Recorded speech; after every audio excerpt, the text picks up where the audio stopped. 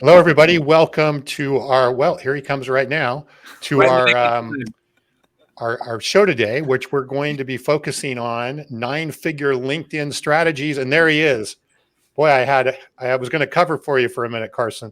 No, I'm always on time. Just ask my wife. Carson was so popular, he was on another podcast or webcast right before this. So we were lucky to get him here. Guilty as charged. Anyway, welcome. So, and welcome everybody to our Q&A session on 9-figure LinkedIn strategies. And let me just set the stage on what this is about, because I know some of you may have seen our previous show and some of the things that we've done. So as you may or may not know, and I'll introduce Carson and Brandon here in just a minute, but Carson, who is a director at Microsoft in their Health Solutions division, he and his team closed a 9-figure deal over a month ago or so, Carson, somewhere around a month ago. And sounds right. And Carson and I did an interview of him about a month ago about how that deal came together and how they use LinkedIn to actually facilitate getting this done with over 200 stakeholders and over the course of over 2 years. And we'll put the original video of this in the notes or in the comments so you can take a look at that. Well, what happened was we got a lot of questions, and we're going to go through some of those questions today. And if you're listening, please post some questions as you have them right here in the comments, and we'll try and address them. So we decided we were going to do another session to answer some of these, I guess, frequently asked questions that have come up, and that's what we're going to do today. So we're not going to completely recover everything that we covered in the original interview. You can watch that, but we're going to really drill into some of the questions and things that came there. Okay, so with that in mind, let me introduce our two guests here today, because I am the lucky person to be the host again today. Well, let me just introduce myself. My name is Tom Burton. I am the co-founder of Lead Smart Technologies. I'm also the author of the Revenue Zone book. And we're here with Carson Heady, first of all, who is a director at Microsoft Solutions. He's also, or Microsoft in the health solutions area. He's also a best-selling author. And he also is, and I just learned this today, Carson, you are the #1 social seller at Microsoft. And I saw that you trained a bunch of your fellow colleagues at Microsoft on social selling. So you definitely have a reputation. And we're also here with Brandon Lee. So Brandon is, and I forgot to mention also, Carson, if that wasn't enough, is that you're the host of the Salesman on Fire podcast. And so, you have a lot of things going on in your world. And Brandon Lee is the founder of FunnelAmplified and the host of the Digital Influence Show, as you'll see here. And Brandon has an opinion on social selling, as you can tell by his shirt there. But one of the reasons I really wanted to have Brandon on the show here was Brandon works a lot of, where Carson has been dealing with enterprise companies and large, obviously, mega type deals. Brandon is working with companies every day that are selling maybe not 9-figure deals, but 6-figure deals or 5-figure deals. And so we wanted to put a little bit of a different context in some of these questions. So welcome to both of you, and really excited to get this underway. Thanks so much, Tom. Yep. Brandon, good to see you. Just thrilled to be here. Yeah, me as well. So Carson, why don't we take just a second and kind of do a quick recap of how this whole 9-figure deal came together, kind of the Cliff Note version of all of that. Like I said, there's a lot more details in the original video, but let's just kind of set the stage of what actually occurred there.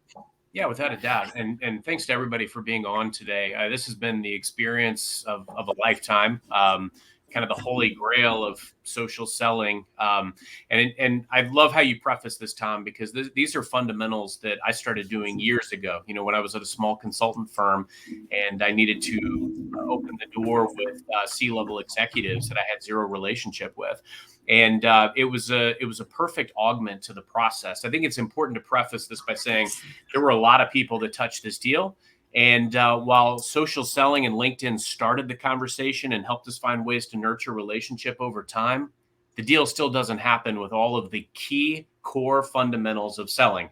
We still had to do needs analysis. We still had to understand their priorities and their pain points. We still had to earn the right to be the trusted advisor. We just met a lot of these folks thanks to LinkedIn. And that's what was so important. So it started about 2 years ago, a little over 2 years ago, actually closer to 3 now, on LinkedIn with a message to the president of this relatively large organization that my team and I supported. At the time, I was in a completely different role. I was the account executive on this customer account. Sent a note to the president day 2 of covering this account. He responded. I was in his office the following week and gave him a copy of my CEO's book, which is back here on my bookshelf. Highlighted some passages from pages 88 to 92 where we talk about our own transformation, and understood that they were interested. They were looking at some competitive elements. They were actually interested in doing a partnership because of what a competitor had done with an organization that they had close ties with. And so it was a lot of availing them of some resources that they were entitled to as part of the relationship, things that they knew nothing about at the time, going on the journey with them, really understanding and digging deep. But LinkedIn was instrumental in creating relationships, not only there, but with over 200 different director and above within that organization. And so I will also say that during the course of those few years, we obviously had a lot of changes in the relationship, like a pandemic, like multiple C-level executives that left the organization or retired, lots of folks that changed hands. And amidst all that, I got promoted and I moved into another division. And so it was another account executive and team that actually brought this across the finish line. The whole deal changed. Some of the priorities changed, but at the heart of it all was how we created these relationships. Relationships are what got the deal done. Yeah, and I remember on our previous interview, which is in the interview, we really talked about this, as you really had the social pulse of the organization. So you knew when new people came on or people left, you knew you were kind of that trusted advisor that everybody looked to along the way. And again, that was all driven by social. So we'll dig into some more questions. Brandon, real quick, how do you, in your world, we've talked a lot about this, but can you see a lot of what Carson has done in terms of building those relationships? You certainly must see this in the small to medium sized business world and the clients that you work with. Yeah, absolutely. I mean, what I love about what Carson is sharing is it's the consistency of the fundamentals. We just happen to change the channel or the medium that we're using, which becomes a more efficient or can be substituted when you have things like whether it's a pandemic and you can't travel as much, or you have inflation and travel budgets are going to, get cut and things like that. We have this amazing, powerful tool at our fingertips that we could use to network, build community, prospect, which is the whole reason why I have the shirt Social Selling Sucks, is really get some attention around what most people think of social selling isn't social selling. It's annoying people. It's bugging your audience. It's pitch slapping. It's throwing your brochures out like free candy at a parade or something. And what I love about what Carson is sharing is he used the fundamentals of selling. It doesn't matter what you're selling. It doesn't matter the size of the deal you're selling. It's about connecting, building rapport, keeping a thumb on the pulse, know who the players are, and becoming liked and trusted and known and remembered by them so that you can serve them. And totally applicable to any size company. Yeah, that's common to any size company, right? Whether it's 9-figure or a 4-figure deal or a 3-figure deal, you have the same fundamentals that are there in place. Well, let's jump into some of the questions. And if anybody who's on viewing this right now, if you have a question that you would like to get answered, go ahead and put it in, and we'll try and answer them as we go along. I've accumulated or pulled together a number of questions that we've had over the last month, and we'll start with those, and then we'll intertwine those with people that are coming in there. So first question, and these aren't in any particular order. These are just as they've come in. So we might bounce around a little bit, fair warning. So Carson, were there other competitors trying to win this deal? And were they also using social as a strategy, or were they using more traditional non-social ways of engaging with the customer or the prospect? Great question, Tom. Very much a competitive landscape. In fact, the customer wasn't even thinking about us at the time. We showed up and got the meeting because of LinkedIn and social, but it wasn't until that meeting that we were able to really articulate some of the differentiations and the nuances of what it would look like to do business with us and with our team. So they were thinking about doing a partnership like we proposed because of what a competitor had done. And so that's what their head was. Okay. We were up against that model. And so it was important for us to really do a SWOT analysis of, some of the competitive landscapes and show where we were strong and why we were, the preeminent partner. But there was a lot of digging in and relationship building along the way. It was probably about a year later that we were the only ones left in the race. And then it's been the next year really hammering out all of the details and the investments and going through changes within both organizations. As far as the competitors using social, it's an interesting question because I've realized long ago, I applied social as something that solved the problem. So when I started here, and even when I was at my consultant firm prior to joining Microsoft, what I always heard was, we need to get other line of business relationships. And I just asked myself, well, where are these folks? What's the easiest way to go get them?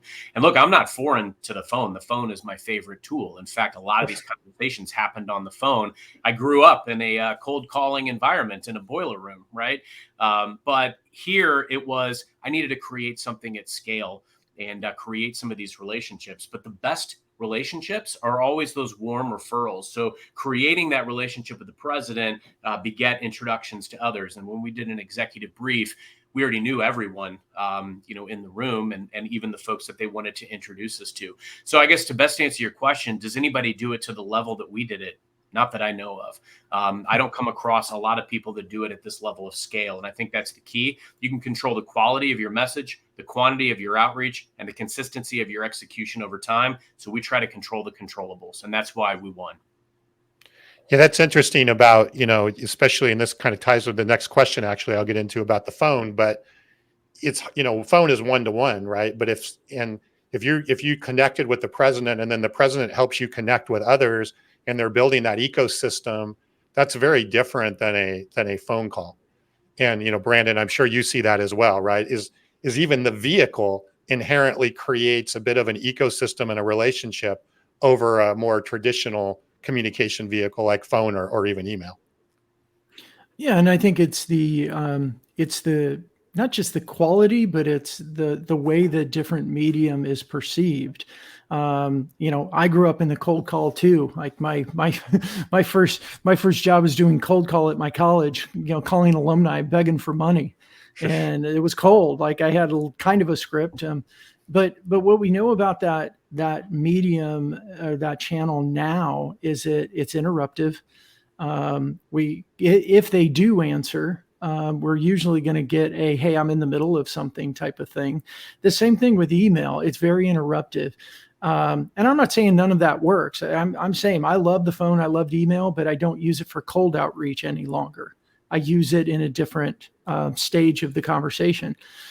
But when we can get kind of create our own warm introductions to prospects through our social activity, that's where we are able to control how we are perceived and to a point, how we're perceived and who we're introducing ourselves to. So when we do things like publish content that's strategic for our audience, bonus, when we're creating a cadence, so to speak, where we're going in and engaging with activities that our prospects are already doing. So if they like and they comment on something and we come along behind them and we comment on it, we get the power of LinkedIn behind us, which is it's going to send them a notification. It may send them an email. They're going to see my, picture, your name, your headline. Right. It's going to say, this person just commented on it, because LinkedIn wants them coming back into LinkedIn and keep being an engager.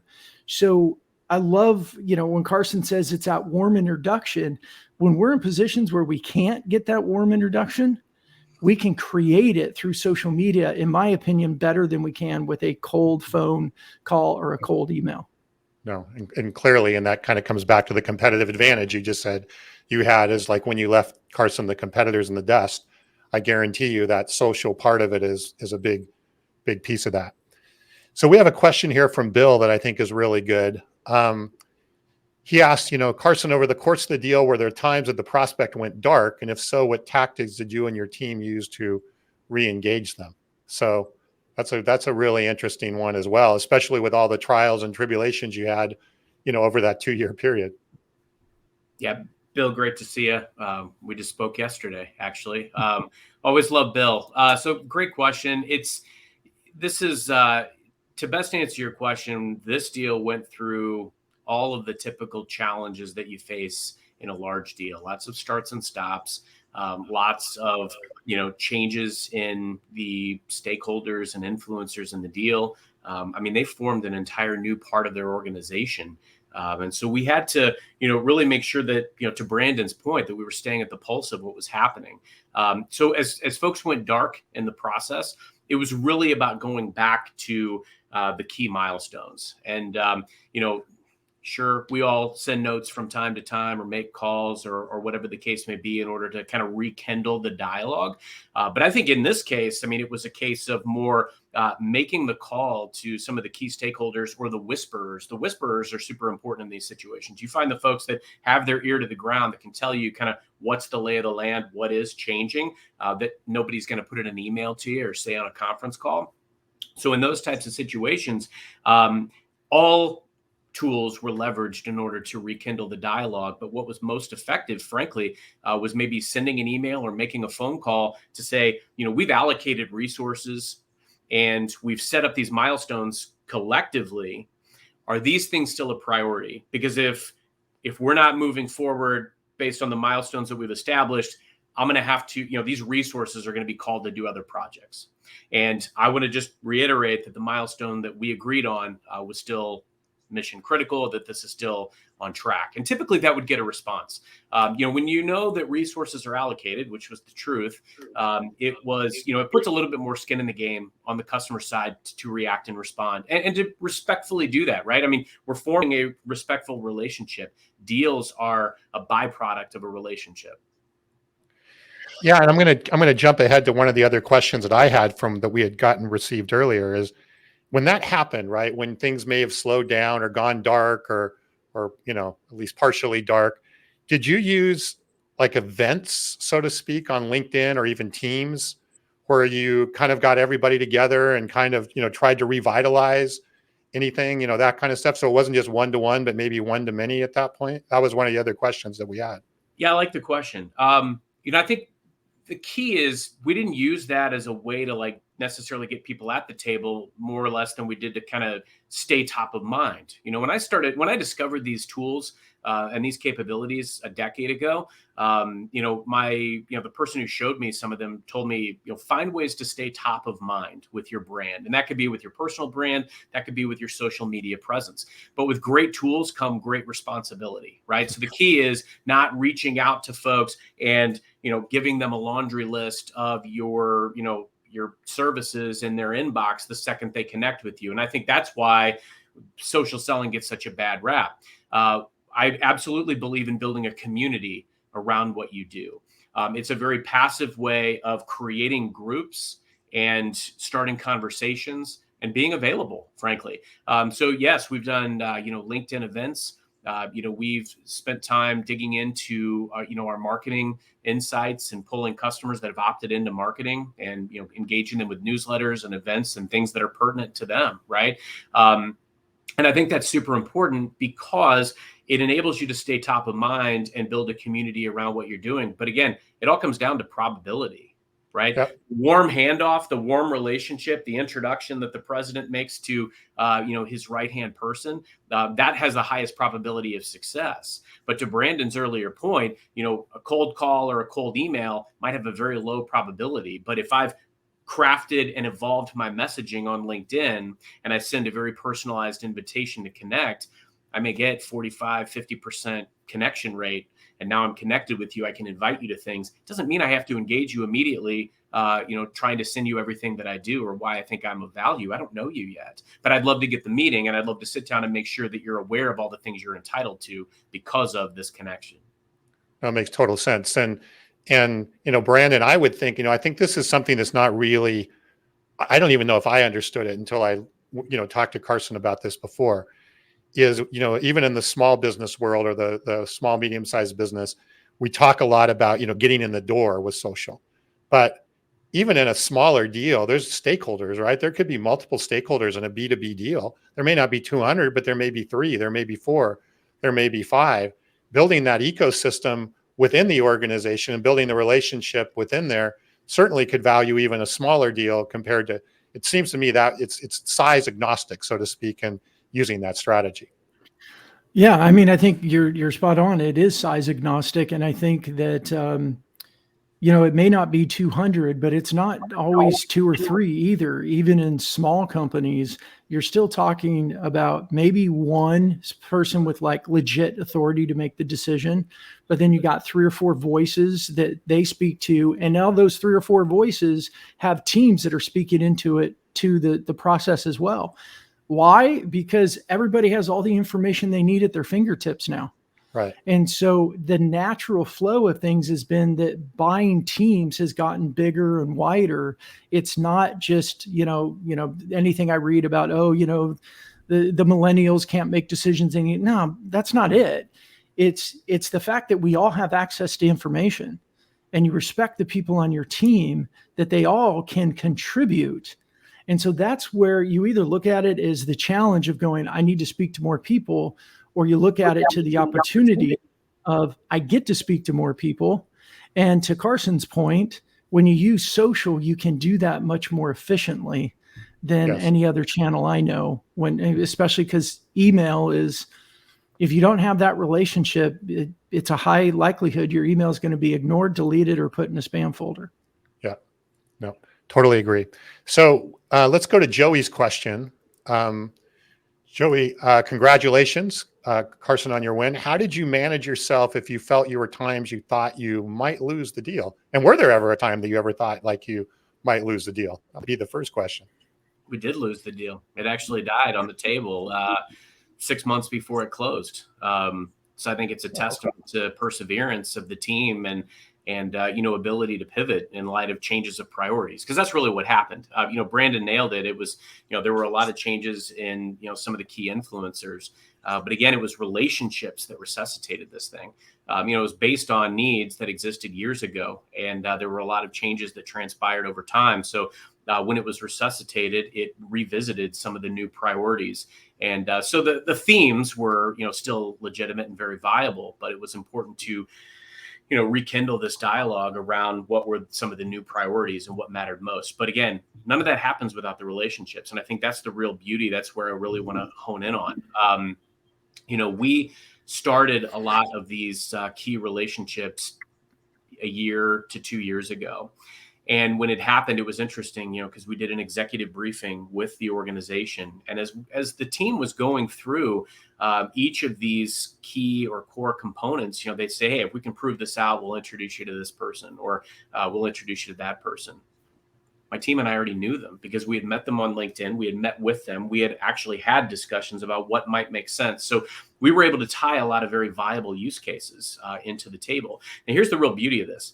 Once you've created this level of relationships, you become of immense value to your prospect, to your client, to your customer, because, if I'm not mistaken, it was Gordon Gekko that said that information is still the most valuable commodity. I don't abide by Gordon's practices, but I love it. And I will say that it's still true. And that's what, Brandon, you said this earlier. Social enables you to stay at the pulse, but it also enables you to have all the research that you need so that you can show up immediately with value, consume company reports, see the types of things that they're talking about on social. That enables you to show up in a way that even if the deal stalls, you can rekindle and you can stay at the pulse. Also, the whisperers were key. Even when I felt like the deal was going to die or may not happen or whatever it was, we always had these whisperers within the organization because we had earned that right to be trusted advisor. So we'd reach out. Where are we? What do we need to do? Who do we need to sell? Mm-hmm. And don't ever rely on somebody to do your job and go sell the executive. You need to have that relationship. And those were some lessons learned. Yeah. And we talked a lot about this on the first interview about the importance of that social pulse, right? Even like to the point, if somebody left and somebody filled that position, they may come to you first because you had the information. You knew more about the company than some people within the company. because you had that social pulse, if you will, of what's going on. And I think that, again, that's very relevant in any size deal, right? Having that social pulse and even in small deals, right? You have turnover and different people coming in and out, or people may change jobs, or all of those types of things. So all of those are relevant. And Tom, one of the things and Carson, I'd love to hear your take on this too, is that there's some teams that corporately, they may have a tool like a social listening that's going to listen to corporate pages, which is great. But so much of the real meat of those conversations would be taking place in the organic social of the individuals. And if we're not proactively, consistently going in to see who are these folks talking to, engaging with, we lose the thumb on the pulse. And I think that's where a huge competitive advantage is if we're consistent. Now, I know some people say, oh, my prospects don't post. Well, if they're socially active, even if they're not personally posting, what they're commenting on or what they're liking gives you insights as to what's going on internally, especially when they comment. And what I've discovered over the years, tell me if you guys are consistent with this, is that when buyers are out trying to figure out a solution and researching, they're socially active because that's where they're going to learn and ask questions. So I think two things there is when, we can social listen at the corporate level, but there aren't tools in place technology-wise. LinkedIn doesn't allow it where we can socially listen at the individual level. So we have to put in our own cadences to go there and look and see what are they talking about. And then I think secondly, to kind of tag on to that is being prepared that when we're seeing things and we're reading things that they might be going through, not just being the first one there, but having the right type of information to share. And sometimes even as simple as, Carson, I would imagine that your show, Salesman on Fire, it creates credibility. It gives you an opportunity to stay top of mind without trying to sell anything or trying to be top of mind. You keep talking about the industry and you're staying top of mind. And that just creates a ton of credibility as well as just being top of mind. Yeah. And I would assume, that it's not any one thing, right? It's a collection of all of the things together that create that momentum, of those things that were there. So we got more questions coming in. So I'm going to try and keep up with all of these. We have a LinkedIn user, so I don't know who this is from, but Carson, they're asking you, and I like this question, but I'd actually going to add a little bit of my own spin to it. But the question was how you convinced your teammates to work on the projects during the pandemic. Can you provide some inputs on how to be a good leader? I want to take that even one step further. Is you mentioned, the LinkedIn user there, he or she mentioned the pandemic. I would assume there was quite a bit of leadership that had to happen, not only with your team, but with the prospect or the customer, just because of the disruption I remember when the pandemic first occurred, just the amount of disruption about, are we working? Are we not working? Where are we working? And you magnify that at 200 person, it must've been very, very large. So talk a little bit about how you led the team and the group through that. Well, I personally, I give all the credit to the team for their professionalism. It was easier than one would imagine. Probably a lot of grace given. A lot of taking it moment by moment. If anything, if a long career in sales teaches you anything, it's that you have to be able to adapt and evolve and be mindful and live in the moment and operate in ambiguous situations, kind of like managing a large deal, right? So a lot of it was, engaging the team, making sure that they were, seeing where they were, doing check-ins with the team, understanding some of their priorities as things shifted, and being versatile with, some of the twists and turns that the deal took, working on projects in the pandemic when, everybody was shifting to working full-time from home and, we were on virtual calls all the time. It was quite a shock to the system. So I think the key was meeting people where they were, but also acknowledging the fact that we're all in the same boat together. And it's no different than right now. There's still a lot of ambiguity with where we're going, with possible recession and with, interspersing, getting back to face with the hybrid element. So, key to any environment is understanding the playing field, right? Know the playing field, know the players, and how can I best show up amidst all that? And so that was key for me. And what's great about this too is social selling and LinkedIn and all these tools. They can be applied to just about anything. It's opening the door and creating a relationship. I remember my team and I, we would send videos to customers at the onset of the pandemic, just saying that we were there. If they needed anything, if they had questions, whatever it was, we were thinking about them, and that we were available if they needed anything, and spent time doing that. It was an investment in the relationship. It wasn't about showing up trying to sell anything. It was just being available. And, I think that went a long way, because again, if you invest in relationships, if you nurture relationships, that's ultimately how you get, I've never worried about a result a day in my life. I've always spent time investing in the relationships, and the deals come. So I would say that was probably how we really adjusted it, adjusted to the situation in the pandemic, but really we adjust anytime that there's a massive shift in the tectonic plates. Well, interesting point there that you just said about the relationship, right? A lot of people, right, are trying to manage pipelines and put probabilities on pipelines. Talk about a canary in the coal mine, right? If you see your relationship level deteriorating, you probably can see your pipeline or your forecast deteriorating. If the relationship is strong and growing, your probability on your pipeline, your things, that's a different way of looking at pipeline than more of the traditional forecasting strategies that are there. But I think very relevant, right? Because we all kind of know sometimes when a deal is starting to slip away. Well, if you really look at it, it's probably because you see the relationship starting to slip away or deteriorate, or somebody else has come in and maybe taken over that trusted advisor role that I had, and I didn't even know it, through a competitor or whatever the case may be. Well said. All right, let's go to Leanne. Thanks for the question, Leanne. She says, Carson, with the changes of stakeholders and priorities over the course of the deal, how did you manage expectations with different key stakeholders? I think that. probably the key word there is expectations, because I could see that could change a lot over time. Yeah, I think to best answer your question, Leanne, that's a brilliant question. It really comes down to transparency and communication. We took a proactive attempt at creating a living, breathing document that we could leverage with this organization. And we established a cadence with some of their key influencers, key stakeholders. But the goal of that cadence was to go through this document. But everybody that I was meeting with within the organization, and then the subsequent team that I passed the baton to, these were, this document lived, breathed, changed tremendously. We would meet. Is this still a priority? Nope. Strike it. What is there a new priority? Are there new action items that we needed to do? I'm a big believer in daily non-negotiables. I'll kind of go through the list every day before I get sucked into all the minutia and my email inbox.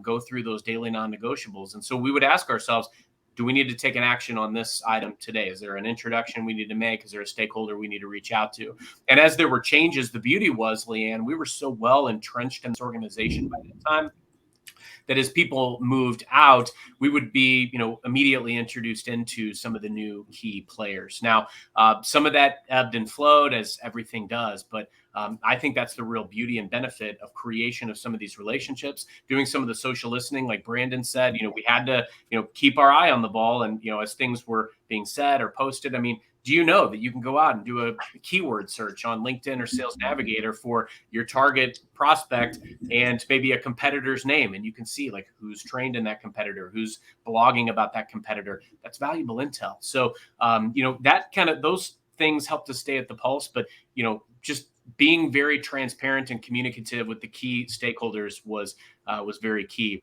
And see, that's the other element. A lot of people, especially in prospecting or reaching out or developing relationships with an organization, you may reach out to 5, 10 executives and go over the room. It's happened to me. But the reason that these things work for me and for my team is because I don't just go for 5 or 10 people. In this organization, I reached out to over 500 people that were director and above over the 2.5 years that we supported the organization.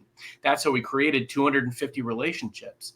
And so the key is, don't just think about the key influencers, think about their influencers. Create a groundswell so that you're so valuable to that organization because of the knowledge you possess by talking to all of these different folks in the organization. I feel like, we started with a little snowball, and over time, it just became an avalanche. And so they needed us because of the intel that we had and how at the pulse we were of that organization. So I think there's another best practice there that you just mentioned, and I don't know what the right word is. It sounded like you had a bit of a manifesto or a charter, right, about what this deal was about. And I would see, Brandon, I think this is something that's really a great takeaway again for the smaller, medium-sized, B2B deal, is make sure you know what that manifesto or your charter is of what you're trying to accomplish.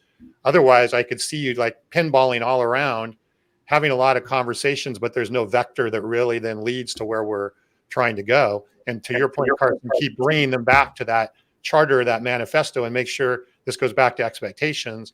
Are those still the right expectations? That happens even in the smallest of deals, all the time. Yeah. And, I mean, in some ways, Carson's speaking a completely foreign language to organizations like Tom, you alluded to earlier about the revenue forecasting models and daily KPIs that are wrapped around cold outreach and engaging in enrolling people into cadences, like those types of systems. And there's a lot of them. There's a lot of companies that adhere to that. Go raise venture capital and put hundreds of butts in seats to make dials. What Carson just said there is going to be a completely foreign concept. And I think what we have all been talking about is, I think, getting back to, Tom, you and I use the terms, bringing the humanity back into sales with social, where it's just that it's relationship building, it's connecting. I love, like, Christopher Tuff, in his book, he says, stop using the word prospect and use the word connect. Stop prospecting, connect. Right? Build rapport, build relationship. At the end of the day, you can't lose when that's what you're doing. And I think, Carson alluded to that. He never worries about the result. You just worry about the relationship. And man, somehow the results work out and work out better. And then you're talking in public about what you do. And the amazing thing is how many people still want to kind of take pop shots at it and say, yeah, but, and gosh, it's a proven model. I think it's been proven before the internet. It was proven before social media. It was proven before LinkedIn. We're just applying relationship building and good sales foundational tactics into this new thing that we call LinkedIn or social media. Yeah. Well, new. I love that you said that, Brandon, because I want to stick on that for 1 second. And here's why. When I started doing some of these things years ago, people didn't get it. They didn't understand it. Carson, his prospecting, going to fill his pipeline, he's just doing something on LinkedIn. They didn't get it. Now, when multiple multi-million-dollar deals started to be the result, then people took notice. They had asked me to train my team, then broader team, then it was across the country. Now it's all over the world. I might get on a call and at night when I get my kid to sleep and talk to a team in Singapore or Italy or France or wherever it is. And it's insane. I'm just a small town guy from the Midwest US, right? So that blows my mind every day. My career here is completely different than the first half of my career, but it's all about those fundamentals based on creation of relationships. And so it's benefited not only my day-to-day, but also my personal brand, because I've been able to establish that this is something that I'm super passionate about: creation of relationships with social tools. Would this deal have happened without LinkedIn? No, but it also wouldn't have happened without legitimate creation of relationships, using the telephone, crafting a strategy, making sure we were transparent and communicative, and working on this collaboratively throughout, and a cast of hundreds that touched this over the last few years. So all of those things are key. Social selling is an augment. It's a complement to your process that, in this case, I couldn't have lived without. Yeah, I can totally agree. All right, trying to keep up with the questions. We have another question from a LinkedIn user. During the course of the deal, did you change your selling style throughout the process, or did you stick with a consultative, the same consultative selling style that you started with? And I think you may have touched on this already a little bit, but did anything change as you went along, or was it just continuing to build the relationships and widening the breadth and the depth of the relationship? Yeah, I mean, you nailed it, Tom. It's the breadth and depth. As things expand, the bubble expands, right? You start out, you have this one key relationship. One of the other members of my team started a relationship via LinkedIn with another key influencer in this deal. We were able to marry some of those efforts. We were able to spend time and create some additional relationships. So all the while, it was planting a lot of seeds, not knowing what was going to sprout, but it's betting big on this process. I'm a big probability and odds believer. You know, Tom, I know when we talked about the movie Moneyball. That is the basis for this, really. It's statistically driven. If I go out and try to create 500 relationships, guess what? I'm going to get some meetings, and I know what I can do with that meeting. And once I get in that meeting, I create that relationship. I find out what's important to this stakeholder. And as I meet with maybe 30 other line of business folks, they all have different priorities. They all might have different P&Ls. They all might have different things that they're driving toward, or threats, or whatever it is. And as you understand all of those, it's gathering all of that intel. Now, the key element here, the real, what really makes this tick, though, is being able to orchestrate everything. I'm a believer in relationships, but also resources. I get paid to be an evangelist of my brand, but an advocate of my customer. And so I need to make sure that I understand them well enough to advocate for them internally as I orchestrate all the resources and the team, et cetera.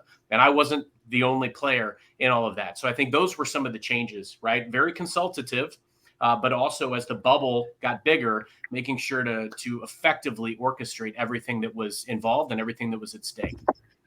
And again, I think that, and this may be my biggest takeaway from today, is that importance of that charter or that manifesto of the deal. Because if you don't have that, again, it can get out of control really quickly. So it gives you that stable point to be coming back to keep, no matter what happens, right? Whatever trials and tribulations, is this still our manifesto? Is this our charter that we're going after? Are these still the expectations? Are these still, right? It just gives us something to keep coming back to. And part of that, Tom, was a leap of faith. We took a proactive stab at sending this. We might have gotten it wrong, but the reality is, if you have nothing, what are you risking? So we sent it, and it was, hey, keep us honest. This is the way we see things. This is the way we see some of these things aligning, some of the key stakeholders. Correct us. But it was important because we didn't know how it would land, but it showed how well entrenched we were. And it was basically on paper in front of everybody. These are the relationships we have. These are where we see some of the priorities. These are areas where we think we can help. These are introductions we can make, or relationships or investments that we can make. And that was a big vehicle that got things moving. Yeah. And again, if you keep coming back to that same point all the way through, right? You keep coming back to that stable point all the way through. It just keeps everything from falling apart, no matter what actually occurs along the way. And, again, Brandon, I think that's something that really, I know you have a system, right? You call it your social outreach system, but I think also really for somebody, making sure they really understand when they outreach or when they build that relationship, why they're doing it, what they want to accomplish, and then continue to solidify that through the relationship, right? Keep building more agreement around that charter or that manifesto. Talk about a competitive advantage than what you would have over, somebody else when you're doing that well. Well, and I think what you're talking about for me is tactics and strategy, right? If you have a tactics without a strategy that's going to pull it all together, they're just tactics, they're just activities, it's just behavior. Good point. Good point. But I think what I take is from Carson saying you have that manifesto, it's a strategy around it. And his strategy was being authentic, being upfront, making sure constantly checking in, but using a document as that barometer to say, are we on track? Is there anything that needs to be edited and updated? And the reality is, any business of any size, even to a solopreneur, can take that as a strategy and activate it as a tactic. And it leads to greater success. Why? Well, because your buyer or buyers or team of buyers feel that you really got their back, that you're totally ingrained in the way they're thinking, the way they're moving this thing forward, and you firmly established yourself as that trusted advisor. And when so many companies out there, especially at the SMB level, are not taking that approach of a trusted advisor, it's a lot easier to stand out and win those deals because you are that trusted advisor. Yep. Nope. Completely agree. All right, boy, we have questions coming in, and we're going to keep it to an hour, so we may have to do a part 2 here. But the next one is from Wayne, and I think we may have touched on this already, but I want to make sure we address the question. Is Carson, how did you and the team manage situations where changing of the guard occurred? You know, you talked about different people coming and going throughout the life cycle of the deal. I would assume a lot of the same stuff we've talked about the manifesto, being that trusted advisor, but anything else specifically that you really did to handle that changing of the guard? Absolutely. That's a great question. We did touch on a few of these items, but I think the key was, Tom, it was social listening was key.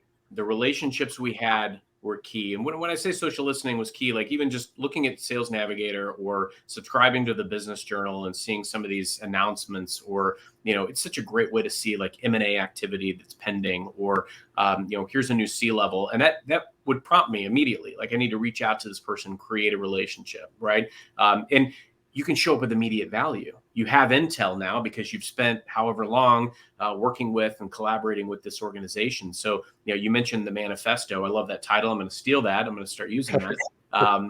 But you can use that as like, kind of a way to create a dialogue with a new executive.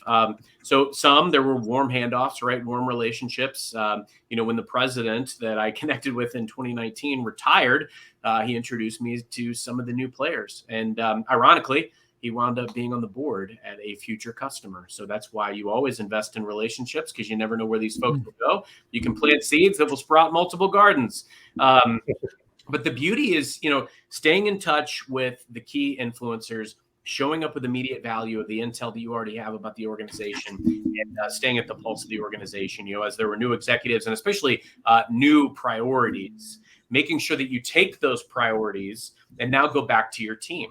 So there was a lot of communication with the organization that we were supporting, the customer, but also internally, a lot of internal collaboration, make sure that everybody that's touching this deal or that you need touching this deal has visibility to and line of sight to these priorities, because ultimately we all have to map it and we all have to speak the same language. There's no better way to connect with a customer than to be able to talk to them about their own mission statement and to tie everything that they do to their pillars. That gives you instant credibility because it shows you're paying attention. Well, and we're getting quite a few comments here just around the concept of the manifesto and the charter, right? So, and to me, it sounds like you started off with that. You started off by saying, "Hey, let me give you something. Here's what I think I'm hearing you say, right? Is this really correct?" And they probably were like, "Yeah, that's pretty close," or it was maybe even a little wobbly in the beginning.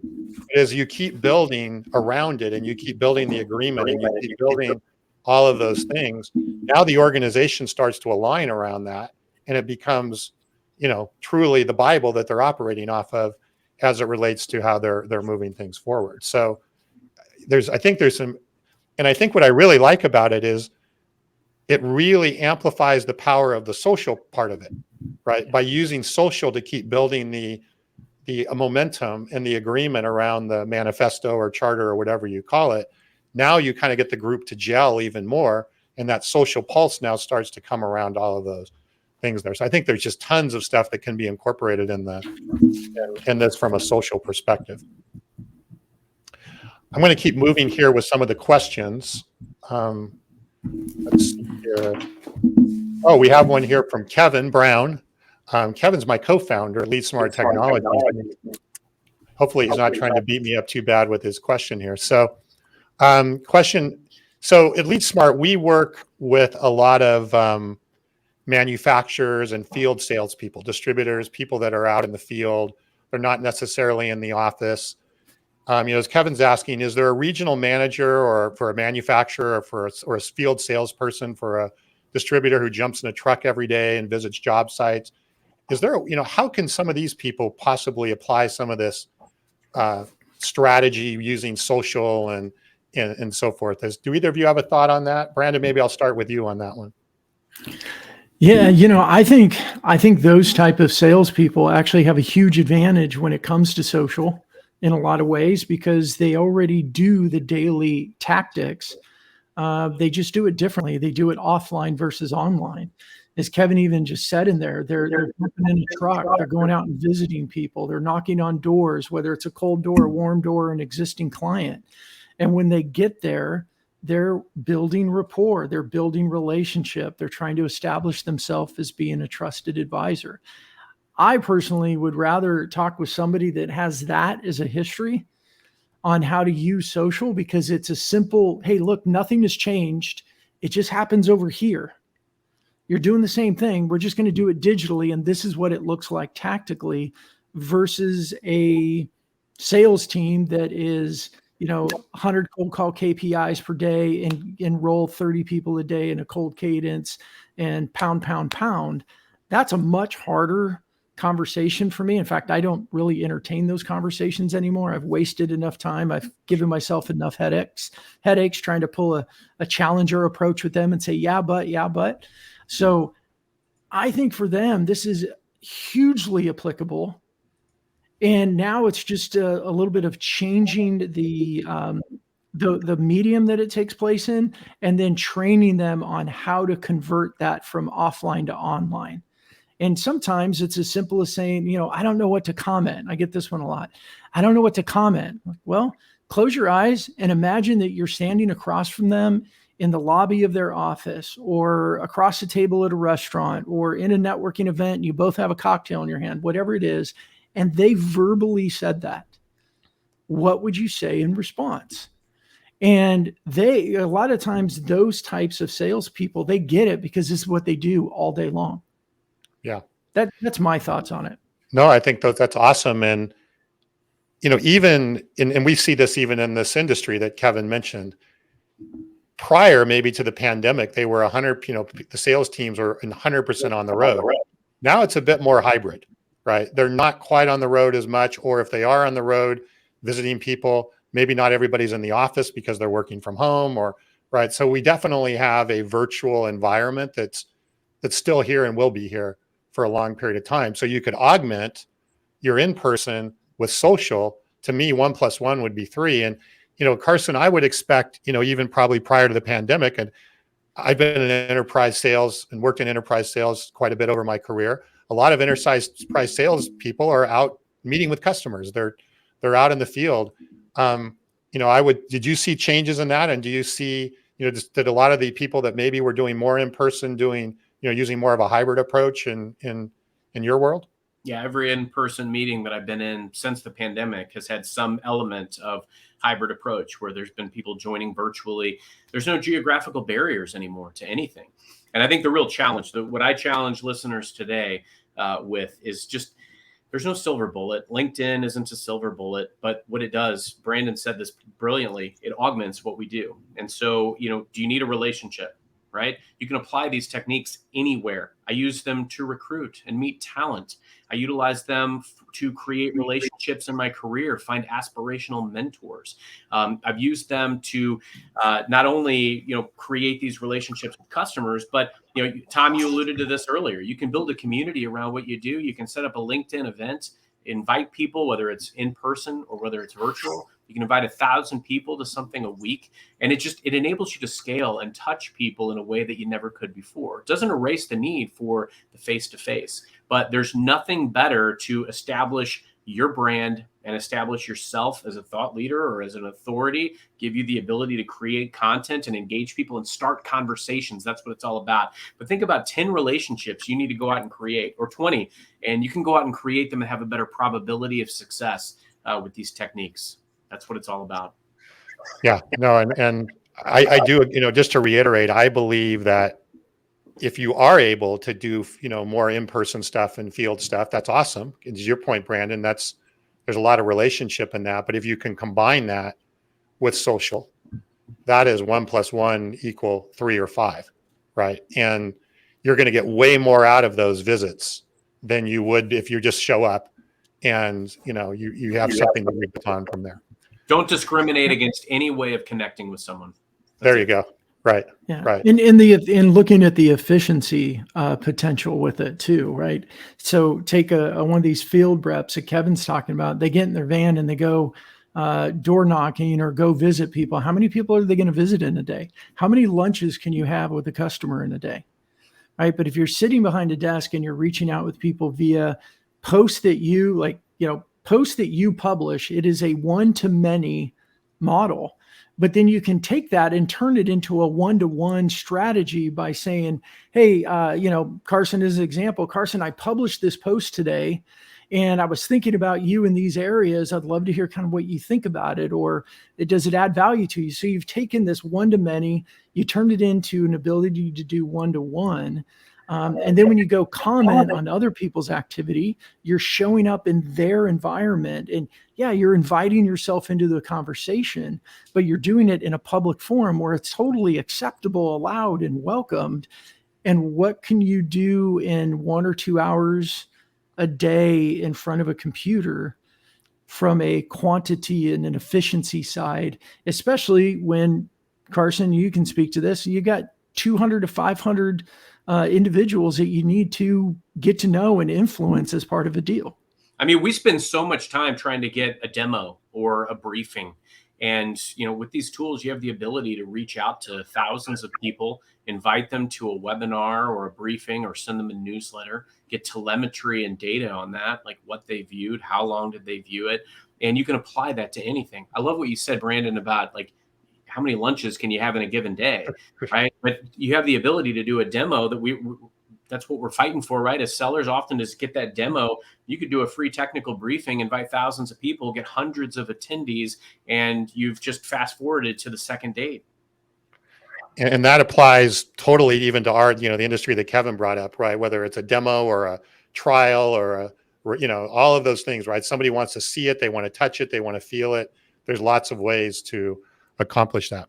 All right. Well, we're down to the last few minutes here. I want to keep this to an hour. Let's do real quick. If each of you, Carson, Brandon, and I'll do it as well.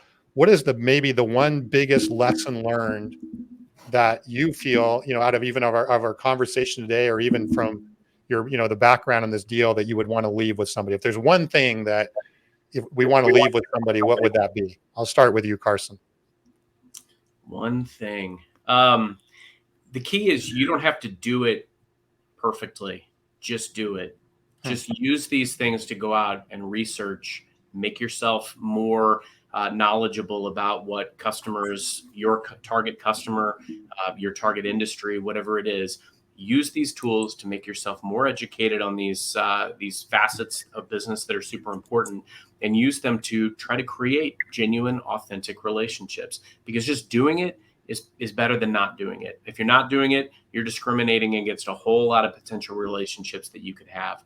And you're going to have some stops and starts. There's going to be ups and downs to it, but it's a probability thing. And if you show up as your authentic self and you follow the process and you use these things to further your pursuit to become the trusted advisor within the organizations that you seek to collaborate with, you're going to win. And seek a win. Find out what looks like a win to everybody you touch, whether it's internal or your customers. And if you do that and you seek to serve that win up for everybody, that's how you're going to win. Well, and I think, again, to focus on process, not perfection, right? And a lot of times we get caught up in perfection and we throw the process away, or we don't do it at all. And, you'll get better and better, right? I'm sure you're getting better every day, and you've been doing it for a long time. So, Brandon, what's your one key lesson learned takeaway for the day? Well, I've taken a bunch of notes, but once you asked it, I thought about this. Just start using it. And that's the key. I think that there's, I don't know if you guys saw my post today. I talked in my post today about imposter syndrome, and I still carry imposter syndrome because this whole social media thing is evolving and moving. And I've learned a lot from people in their 20s. I'm learning things from people in their 60s. Like, this whole social media thing is still pretty new, and how you're using it. I think if the core of who you are is about connecting and building relationship and rapport, then you just have to start trying things and see what works well for you, what works well with your customers. I think that one thing I do recognize with influencers, and I'm going to use the big term influencers because I don't care if it's Instagram, LinkedIn, Twitter, whatever. It's they're trying, they're showing up, they're providing content, and they're being consistent, and that's what's helping them win. And that's, I think what we're all in a season now, we're all in an era that we need to start using this because it's a competitive advantage that we all desperately need in the competitive times that we're in. Thank you. No, totally agree. So my takeaway, I'm going to go back to the same thing, what I mentioned earlier, is really keeping your eye on your objective. Whether you do that through a manifesto, I'm going to do a shameless plug here, but in the book, my book, The Revenue Zone, right? That's what the whole concept of the revenue zone is what is that, right? What does that mean? What does that mean for you and what you're trying to accomplish? Well, I think that's exactly, having that charter, that manifesto, and making sure, especially if you're working with a sales team and a larger group of stakeholders, that that's constantly reinforced. Because the problem, right, with social, if you would say that, is it can get out of control into a lot of conversations. It can get very dispersed, and then the whole thing gets diluted of what we're trying to accomplish. So I think it's super important to keep an eye on what you're trying to accomplish. What does it mean to get your prospect into that revenue zone, right, as I like to talk about, and then build your strategy accordingly around all of that. So that was my biggest takeaway. All right, we're just a few seconds over time. Awesome. I have a feeling we're going to do this again. This was just, and I still have 15 questions we didn't cover on all of this stuff. Carson, where can people find you if they want to, learn more, follow more what you're doing, all that kind of stuff? LinkedIn. So feel free to reach out anytime. Love it. Love chatting. Also, my blog is at carsonvheady.com. And Tom, Brandon, thank you so much for this. I had a blast. Brandon, where can people find you, or best place to find you? Yeah, LinkedIn as well. And you can find me at FunnelAmplified too. And here's my shameless plug. We don't have it all figured out. We don't have it worked out at all exactly. But what we're trying to do is, how do we empower individuals and teams to use social media to do all the things that we talked about today? And we're building technology to help. And if anybody wants to come and be a part of the team that's trying to figure out how we do this better, we'd love to have you come in, use it, and join the power users community, where we're all sharing with each other and learning and trying things and falling on our face. And it's all good because we're all moving forward together. Yep. No, that's for sure. And I'm also on LinkedIn, tburton5350. So please follow, reach out, connect, whatever.